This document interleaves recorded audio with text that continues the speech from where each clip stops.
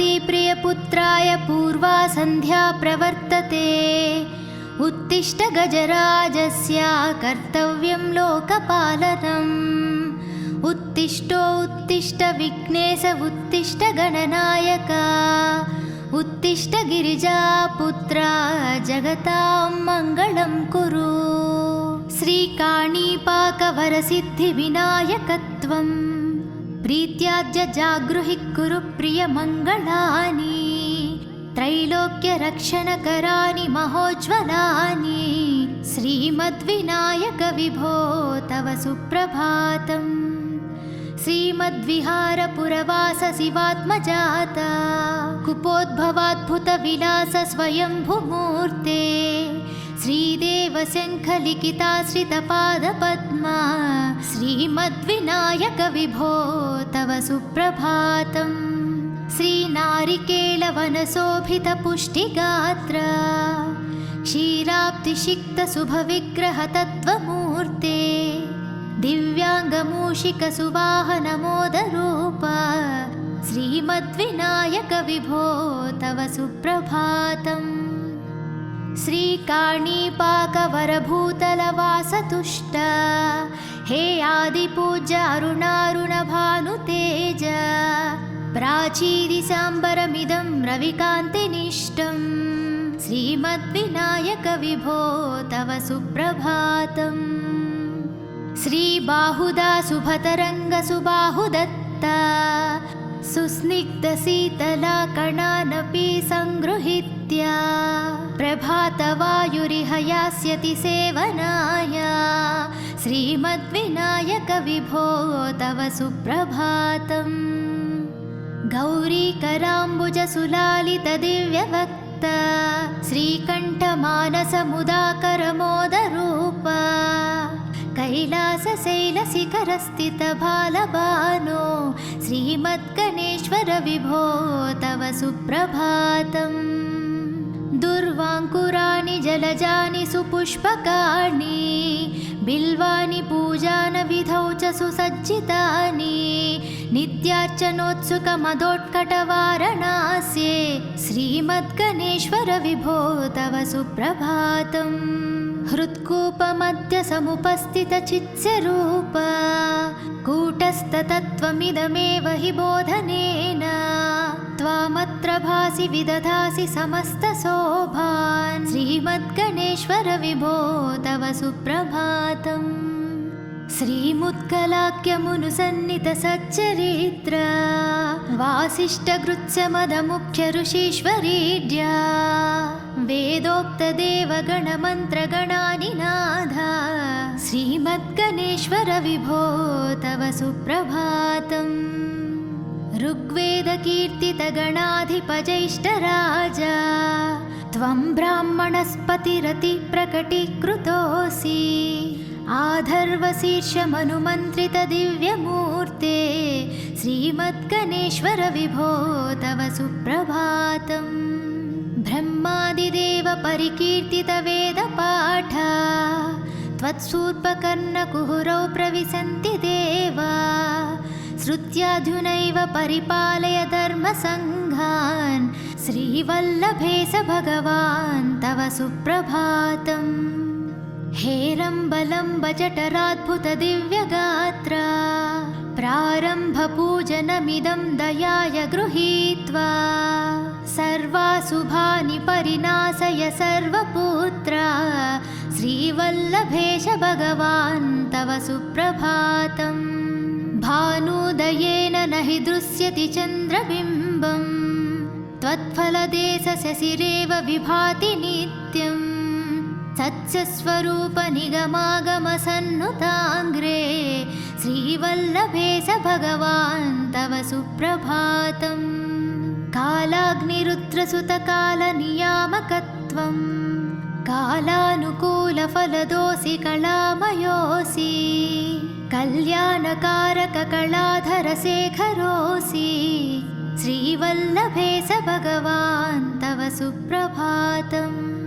उग्रस्वरूप रिपुनाशक उग्रपुत्र सौम्योऽसि सोमविनुतोऽसि प्रशान्तरूप सर्वेश सर्वफलकारक सर्वमूर्ते श्रीवल्लभेश भगवान् तव सुप्रभातम्। दारिद्र्यदुःखभयभञ्जन दक्ष स्वामिन् तारुण्यविग्रहधनाधिफलप्रदायिन् लावण्यमञ्जुलकलानि त्वरञ्जितास्य हे विघ्ननाथ भगवान् तव सुप्रभातम्। गम्भीरतुष्टगणराजगकारपूजा गान्धर्वगानपरिवर्तितनादमूर्ते गाङ्गेयगण्यगणिताधिककलास्वरूप श्रीमद्विनायक विभो तव सुप्रभातम्। मूलादिचक्रनिलयाच्युतयोगमूर्ते त्वमादिदेवमनुचिन्त्य तरन्ति भक्ताः रागादिदोषपरिहारक वेदवेद्या हे विघ्ननाथ भगवान् तव सुप्रभातम्। लक्षाधिशक्तियुतशक्तिगणेश्वरोऽसि दिव्याक्षरोऽसि शुभमन्त्रविराजितोऽसि तन्त्राधिभिरुत्ननतेष्टदवल्लभेश हे विघ्ननाथ भगवान् तव सुप्रभातम्। नागोपवीतधरनाद विनोदचित्ता नागास्य नासितमहाज्ञनतानुरक्ता आनन्दतुन्दिलतनो बहिरान्तरास्ता हे विघ्ननाथ भगवान् तव सुप्रभातम्। भद्रे भवृक्त नवभद्रदा भद्रतेज रुद्रप्रियात्मज मदद्रवशक्तियुक्ता अद्रिसजा मधुरवत्सलता निधाना हे विघ्ननाथ भगवान् तव सुप्रभातम्। सर्वार्थसिद्धिफलदायका बुद्धिदायिन् विघ्नाद्रिवज्रपरिपूज्य चतुर्थीकाले भद्रं पदं दिशसि भक्तगणनार्धितोऽसि हे विघ्ननाथ भगवान् तव सुप्रभातम्। बालादिभव्यबहुरूपधरोऽसि देव चिन्तामणिस्त्वमसि सर्वः फलप्रदोऽसि त्वन्नाम दिव्यमणिरस्ति जगत्तिताय हे विघ्ननाथ भगवान् तव सुप्रभातम्। हे काणिपाकगणराट् तव सुप्रभातम्। ये मानवान् प्रतिदिनं प्रपठन्ति भक्त्या तानेकविसन्ति कुलान् परिपालय त्वम् इदन्ति वदन्ति विबुधः करुणार्धचित्ता।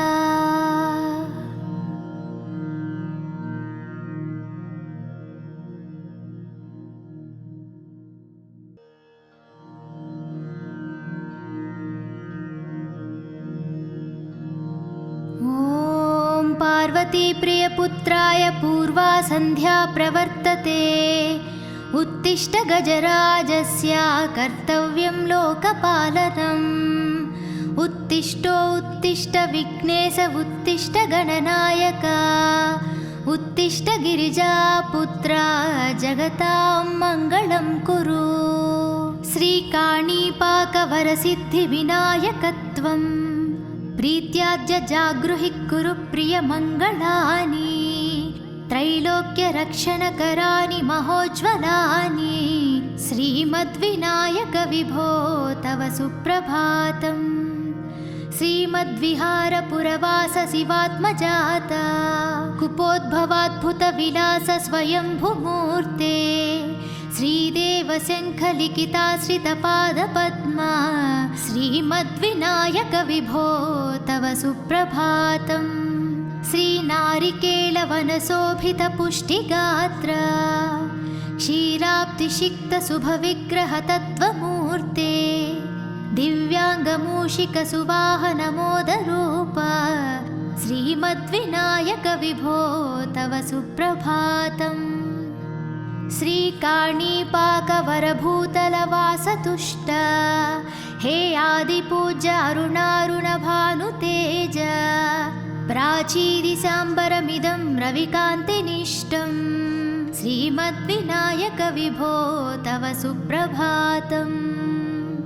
श्रीबाहुदा सुभतरङ्गसुबाहुदत्ता सुस्निग्धशीतलाकणानपि सङ्गृहीत्य प्रभातवायुरिह यास्यति सेवनाय श्रीमद्विनायकविभो तव सुप्रभातम्। गौरीकराम्बुजसुलालितदिव्यवक्ता श्रीकण्ठमानसमुदाकरमोदरूपा कैलासशैलशिखरस्थितबालबानो श्रीमद्गणेश्वर विभो तव सुप्रभातम्। दुर्वाङ्कुराणि जलजानि सुपुष्पकाणि बिल्वानि पूजानविधौ च सुसज्जितानि नित्यार्चनोत्सुकमदोत्कटवारणास्ये श्रीमद्गणेश्वर विभो तव सुप्रभातम्।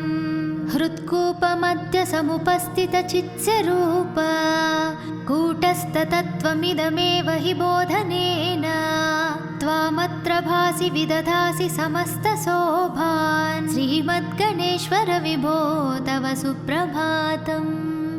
श्रीमुत्कलाख्यमुनुसन्नितसच्चरित्र वासिष्ठगृत्समदमुख्य ऋषीश्वरीड्या वेदोक्तदेवगणमन्त्रगणानिनाद श्रीमद्गणेश्वर विभो तव सुप्रभातम्। ऋग्वेदकीर्तितगणाधिपजैष्ठराजा त्वं ब्राह्मणस्पतिरतिप्रकटीकृतोऽसि आधर्वशीर्षमनुमन्त्रितदिव्यमूर्ते श्रीमद्गणेश्वर विभो तव सुप्रभातम्। ब्रह्मादिदेव परिकीर्तितवेदपाठ त्वत्सूर्पकर्णकुहुरौ प्रविशन्ति देवा श्रुत्याधुनैव परिपालय धर्मसङ्घान् श्रीवल्लभेश भगवान् तव सुप्रभातम्। हेरम्बलम्ब जठराद्भुतदिव्यगात्रा प्रारम्भपूजनमिदं दयाय गृहीत्वा सर्वाशुभानि परिनाशय सर्वपुत्रा श्रीवल्लभेश भगवान् तव सुप्रभातम्। भानुदयेन न हि दृश्यति चन्द्रबिम्बम् त्वत्फलदेशशशिरेव विभाति नित्यम् सत्स्वरूपनिगमागमसन्नुताङ्ग्रे श्रीवल्लभेश भगवान् तव सुप्रभातम्। कालाग्निरुद्रसुतकालनियामकत्वं कालानुकूलफलदोऽसि कलामयोऽसि कल्याणकारककलाधरशेखरोऽसि श्रीवल्लभेश भगवान् तव सुप्रभातम्। उग्रस्वरूप रिपुनाशक उग्रपुत्र सौम्योऽसि सोमविनुतोऽसि प्रशान्तरूप सर्वेश सर्वफलकारक सर्वमूर्ते श्रीवल्लभेश भगवान् तव सुप्रभातम्। दारिद्र्यदुःखभयभञ्जन दक्ष स्वामिन् तारुण्यविग्रहधनाधिफलप्रदायिन् लावण्यमञ्जुलकलानि त्वरञ्जितास्य हे विघ्ननाथ भगवान् तव सुप्रभातम्। गम्भीरतुष्टगणराजगकारपूजा गान्धर्वगानपरिवर्तितनादमूर्ते गाङ्गेयगण्यगणिताधिककलास्वरूप श्रीमद्विनायक विभो तव सुप्रभातम्। मूलादिचक्रनिलयाच्युतयोगमूर्ते त्वमादिदेवमनुचिन्त्य तरन्ति भक्ताः रागादिदोषपरिहारक वेदवेद्या हे विघ्ननाथ भगवान् तव सुप्रभातम्। लक्षादिशक्तियुतशक्तिगणेश्वरोऽसि दिव्याक्षरोऽसि शुभमन्त्रविराजितोऽसि तन्त्राधिभिरुत्ननतेष्टदवल्लभेश हे विघ्ननाथ भगवान् तव सुप्रभातम्। नागोपवीतधरनाद विनोदचित्ता नागास्य नासितमहाज्ञनतानुरक्ता आनन्दतुन्दिलतनो बहिरान्तरास्ता हे विघ्ननाथ भगवान् तव सुप्रभातम्। भद्रे भवृक्त नवभद्रदा भद्रतेज रुद्रप्रियात्मज मदद्रवशक्तियुक्ता अद्रिसजा मधुरवत्सलता निधाना हे विघ्ननाथ भगवान् तव सुप्रभातम्। सर्वार्थसिद्धिफलदायका बुद्धिदायिन् विघ्नाद्रिवज्रपरिपूज्य चतुर्थीकाले भद्रं पदं दिशसि भक्तगणनार्थितोऽसि हे विघ्ननाथ भगवान् तव सुप्रभातम्। बालादिभव्यबहुरूपधरोऽसि देव चिन्तामणिस्त्वमसि सर्वः फलप्रदोऽसि त्वन्नाम दिव्यमणिरस्ति जगत्तिताय हे विघ्ननाथ भगवान् तव सुप्रभातम्। हे काणिपाकगणराट् तव सुप्रभातम्। ये मानवान् प्रतिदिनं प्रपठन्ति भक्त्या तानेकविसन्ति कुलान् परिपालय त्वम्। इदन्ति वदन्ति विबुधः करुणार्धचित्ता।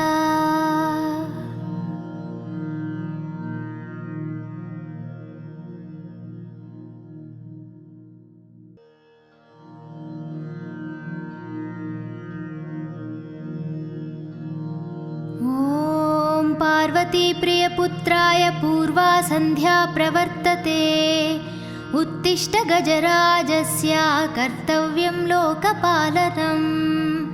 उत्तिष्ठो उत्तिष्ठ विघ्नेश उत्तिष्ठ गणनायक उत्तिष्ठ गिरिजापुत्रा जगतां मङ्गलं कुरु। श्रीकाणीपाकवरसिद्धिविनायकत्वम् प्रीत्याद्य जागृहि कुरु प्रियमङ्गलानि त्रैलोक्यरक्षणकराणि महोज्ज्वलानि श्रीमद्विनायक विभो तव सुप्रभातम्। श्रीमद्विहारपुरवास शिवात्मजाता कुपोद्भवाद्भुतविलास स्वयंभुमूर्ते श्रीदेवशङ्खलिखिताश्रितपादपद्मा श्रीमद्विनायक विभो तव सुप्रभातम्। श्रीनारिकेलवनशोभितपुष्टिगात्र क्षीराब्धिसिक्तशुभविग्रहतत्त्वमूर्ते दिव्याङ्गमूषिकसुवाहनमोदरूप श्रीमद्विनायक विभो तव सुप्रभातम्। श्रीकाणीपाकवरभूतलवासतुष्ट हे आदिपूज्य अरुणारुणभानुतेज प्राचीदिशाम्बरमिदं रविकान्तिनिष्टं श्रीमद्विनायक विभो तव सुप्रभातम्। श्रीबाहुदा शुभतरङ्गसुबाहुदत्ता सुस्निग्धशीतलाकणानपि सङ्गृहीत्य प्रभातवायुरिह यास्यति सेवनाय श्रीमद्विनायक विभो तव सुप्रभातम्।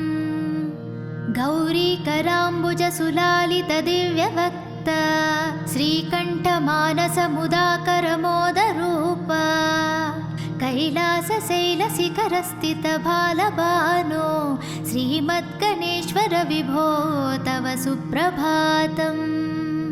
दुर्वाङ्कुराणि जलजानि सुपुष्पकाणि बिल्वानि पूजानविधौ च सुसज्जितानि नित्यार्चनोत्सुकमदोत्कटवारणास्ये श्रीमद्गणेश्वर विभो तव सुप्रभातम्। हृत्कूपमध्य समुपस्थितचित्स्यरूप कूटस्थतत्त्वमिदमेव हि बोधनेन त्वामत्र भासि विदधासि समस्तशोभान् श्रीमद्गणेश्वर विभो तव सुप्रभातम्।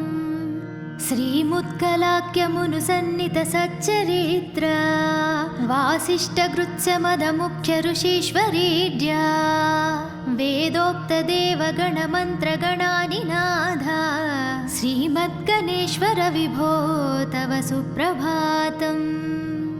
ऋग्वेदकीर्तितगणाधिपजैष्ठराजा त्वं ब्राह्मणस्पतिरति प्रकटीकृतोऽसि आधर्वशीर्षमनुमन्त्रितदिव्यमूर्ते श्रीमद्गणेश्वर विभो तव सुप्रभातम् ब्रह्मादिदेव परिकीर्तितवेदपाठा त्वत्सूर्पकर्णकुहुरौ प्रविशन्ति देवा श्रुत्याधुनैव परिपालय धर्मसङ्घान् श्रीवल्लभेश भगवान् तव सुप्रभातम् हेरम्बलम्ब जठराद्भुतदिव्यगात्रा प्रारम्भपूजनमिदं दयाय गृहीत्वा सर्वाशुभानि परिनाशय सर्वपुत्रा श्रीवल्लभेश भगवान् तव सुप्रभातम् भानुदयेन न हि दृश्यति चन्द्रबिम्बम् त्वत्फलदेशशशिरेव विभाति नित्यम् सत्स्वरूपनिगमागमसन्नुताङ्ग्रे श्रीवल्लभेश भगवान् तव सुप्रभातम् कालाग्निरुद्रसुतकालनियामकत्वम् कालानुकूलफलदोऽसि कलामयोऽसि कल्याणकारककलाधरशेखरोऽसि श्रीवल्लभेश भगवान् तव सुप्रभातम् उग्रस्वरूप रिपुनाशक उग्रपुत्र सौम्योऽसि सोमविनुतोऽसि प्रशान्तरूप सर्वेश सर्वफलकारक सर्वमूर्ते श्रीवल्लभेश भगवान् तव सुप्रभातम् दारिद्र्यदुःखभयभञ्जन दक्ष स्वामिन् तारुण्यविग्रहधनाधिफलप्रदायिन् लावण्यमञ्जुलकलानि त्वरञ्जितास्य हे विघ्ननाथ भगवान् तव सुप्रभातम् गम्भीरतुष्टगणराजगकारपूजा गान्धर्वगानपरिवर्तितनादमूर्ते गाङ्गेयगण्यगणिताधिककलास्वरूप श्रीमद्विनायक विभो तव सुप्रभातम् मूलादिचक्रनिलयाच्युतयोगमूर्ते त्वमादिदेवमनुचिन्त्य तरन्ति भक्ताः रागादिदोषपरिहारक वेदवेद्या हे विघ्ननाथ भगवान् तव सुप्रभातम् लक्षादिशक्तियुत शक्तिगणेश्वरोऽसि दिव्याक्षरोऽसि शुभमन्त्रविराजितोऽसि तन्त्राधिभिरुत्ननतेष्टदवल्लभेश हे विघ्ननाथ भगवान् तव सुप्रभातम् नागोपवीतधरनाद विनोदचित्ता नागास्य नासितमहाज्ञनतानुरक्ता आनन्दतुन्दिलतनो बहिरान्तरास्ता हे विघ्ननाथ भगवान् तव सुप्रभातम् भद्रे भवृक्त नवभद्रदा भद्रतेज रुद्रप्रियात्मज मदद्रवशक्तियुक्ता अद्रिसजा मधुरवत्सलता निधाना हे विघ्ननाथ भगवान् तव सुप्रभातम् सर्वार्थसिद्धिफलदायका बुद्धिदायिन् विघ्नाद्रिवज्रपरिपूज्य चतुर्थिकाले भद्रं पदं दिशसि भक्तगणनार्धितोऽसि हे विघ्ननाथ भगवान् तव सुप्रभातम् बालादिभव्यबहुरूपधरोऽसि देव चिन्तामणिस्त्वमसि सर्वफलप्रदोऽसि त्वन्नाम दिव्यमणिरस्ति जगत्तिताय हे विघ्ननाथ भगवान् तव सुप्रभातम् हे काणिपाकगणराट् तव सुप्रभातम् ये मानवान् प्रतिदिनं प्रपठन्ति भक्त्या तानेकविसन्ति कुलान् परिपालय त्वम् इदन्ति वदन्ति विबोधः करुणार्धचित्ता